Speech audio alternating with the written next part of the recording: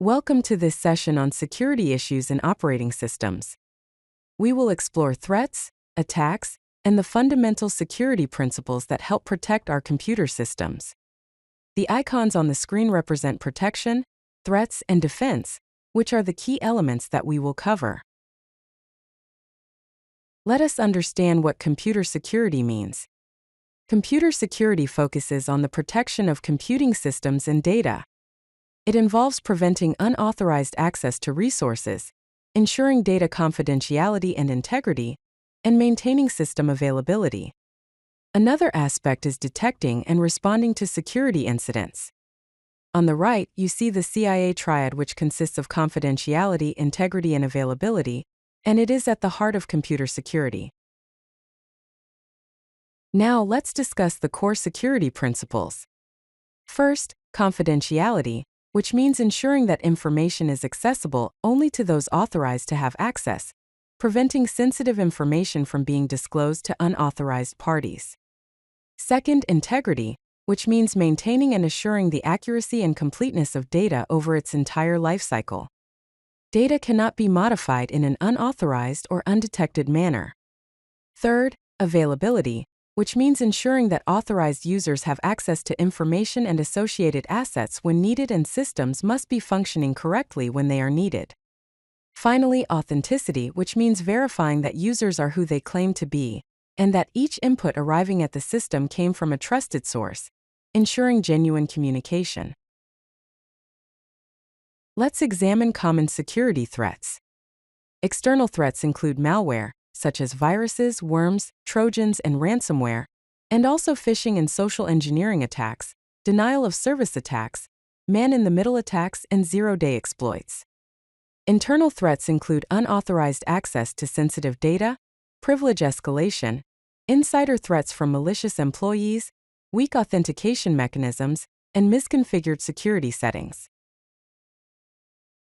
Here are the types of security attacks that can occur. Passive attacks attempt to learn or make use of information from the system without affecting system resources. These attacks are difficult to detect, as they do not involve any alteration of data. For example, network traffic analysis or eavesdropping. Replay attacks involve the valid data transmission being maliciously or fraudulently repeated or delayed. The attacker captures network traffic and retransmits it later, like capturing authentication credentials and replaying them to gain unauthorized access. Active attacks attempt to alter system resources or affect their operation. These attacks involve modification of the data stream or creation of false data streams. For example, denial of service or modification of messages in transit. Finally, man-in-the-middle attacks happen when an attacker secretly relays and possibly alters the communication between two parties who believe they are directly communicating with each other, such as intercepting communications over unsecured Wi-Fi networks. Let's explore different types of malware. A virus is a self-replicating malicious code that attaches to legitimate programs. A worm is a self-replicating malware that spreads across networks without user interaction.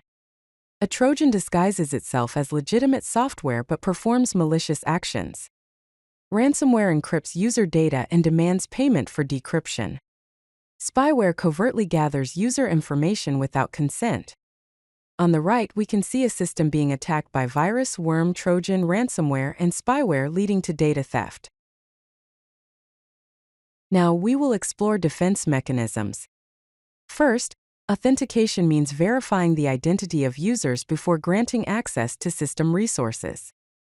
Methods of authentication include password-based authentication, multi-factor authentication, and biometric authentication. Second, access control restricts access to resources based on user privileges and permissions. There are different access control methods like discretionary access control, mandatory access control, and role-based access control.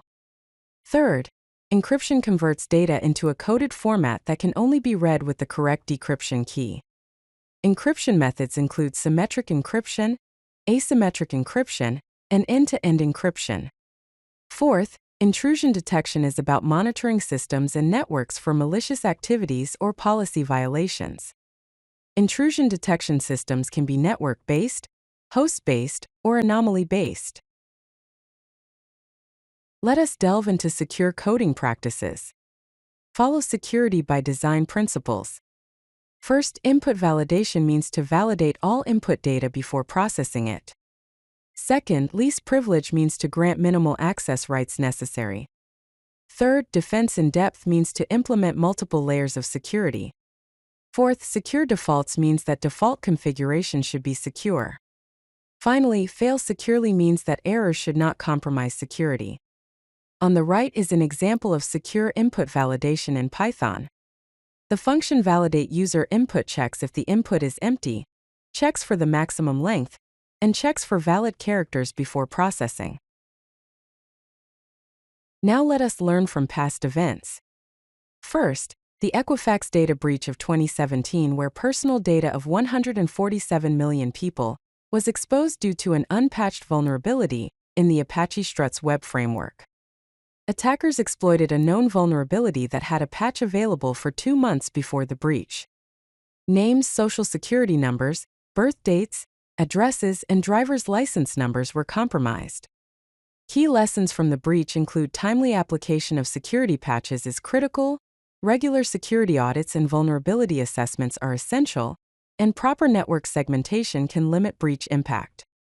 Second, the WannaCry ransomware attack of 2017 was a global ransomware attack affecting over 200,000 computers across 150 countries, with damages estimated at billions of dollars. It exploited Eternal Blue, a vulnerability in Microsoft's SMB protocol. Files were encrypted and ransoms demanded in Bitcoin. Key lessons from this attack include keeping operating systems and software updated, implementing robust backup strategies, and developing and testing incident response plans. Let us summarize what we have learned. Key security concepts include the CIA Triad, authentication versus authorization, and the defense in-depth strategy. Common threats include malware, social engineering attacks, and denial of service attacks. Defense mechanisms include authentication and access control, encryption and secure communications, and intrusion detection and prevention. Best practices include regular security updates and patches, the principle of least privilege, and security awareness training. In conclusion, security is not a one-time implementation but an ongoing process. A comprehensive security strategy requires technical controls, proper policies, and continuous education. If you like this video, hit that like button and don't forget to subscribe. Visit codelucky.com for more such useful content.